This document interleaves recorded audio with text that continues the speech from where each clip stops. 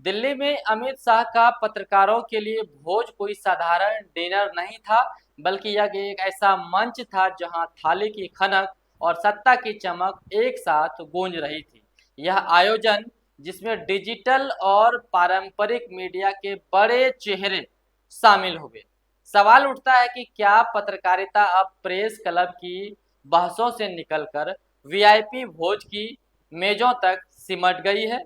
जब गृह मंत्री अमित शाह ने दिल्ली में पत्रकारों को भोज पर बुलाया, तो मेन्यू में न सिर्फ स्वादिष्ट व्यंजन थे, बल्कि सत्ता की मिठास भी परोसी गई। सोशल मीडिया पर कुछ लोगों ने इसे संवाद की पहल बताया, तो कुछ ने इसे नरमी की रणनीति करार दिया। लेकिन सवाल यह है कि जब पत्रकार सत्ता की थाली में पराठे तोड़ रहे हों, तो क्या वह सरकार से तीखे सवाल पूछने का साहस जुटा पाएंगे, या फिर यह भोज एक ऐसा जाल है जिसमें पत्रकारिता का जमीर नमक के साथ निगल लिया जाता है। पत्रकारिता का मूल मंत्र है सत्ता से हमेशा सवाल करना, न कि उसकी मेज पर बैठकर दाल रोटी खाना।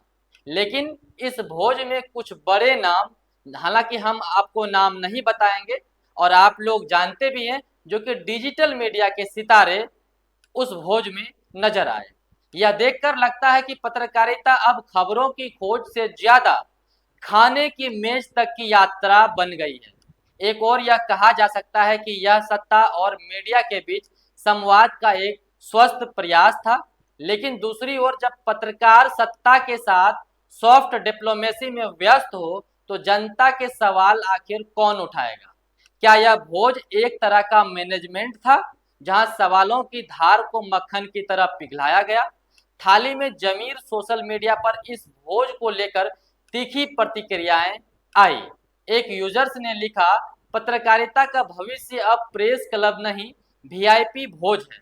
एक अन्य ने इसे गुलाम पत्रकारों की सभा करार दिया, जो ओबीसी एससी एसटी की आवाज उठाने के बजाय सत्ता के साथ तालमेल बिठाने में व्यस्त हैं। कुछ ने तो यहाँ तक कि कहा कि कुछ चुनिंदा पत्रकारों ने पूरी पत्रकारिता को भद्दा बना दिया। ये कमेंट्स दर्शाती है कि जनता की नजर में यह भोज पत्रकारिता की निष्पक्षता पर एक बड़ा सवालिया निशान है। भोजन से वोट तक यह कोई पहली बार नहीं है जब सत्ता ने भोजन के बहाने राजनीतिक समीकरण साधने की कोशिश की हो। 2017 में भी अमित शाह ने यूपी में एक यादव कार्यकर्ता के घर भोजन किया था, जिसे बीजेपी की सोशल इंजीनियरिंग का हिस्सा माना गया। तब भी इसे वोट बैंक की राजनीति से जोड़ा गया था, और आज भी यह भोज बिहार जैसे चुनावी राज्यों में मीडिया को मैनेज करने की रणनीति का हिस्सा लगता है। सत्ता जानती है कि मीडिया की कलम अगर नमक का स्वाद चख ले, तो शायद वह कम तीखी हो जाए। खाना खाएं या सवाल उठाएं, पत्रकारिता का काम है सत्ता को कटघरे में खड़ा करना, न कि उसके मेज पर बैठकर मलाई चखना।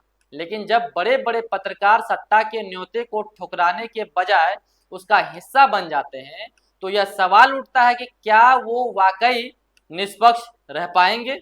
अगर पत्रकार सत्ता की थाली में खाना खा रहे हैं, तो क्या वो जनता के लिए आवाज उठा पाएंगे, या फिर यह भोज एक तरह का साइलेंट डील है, जहां सवालों की जगह तारीफों ने ले ली?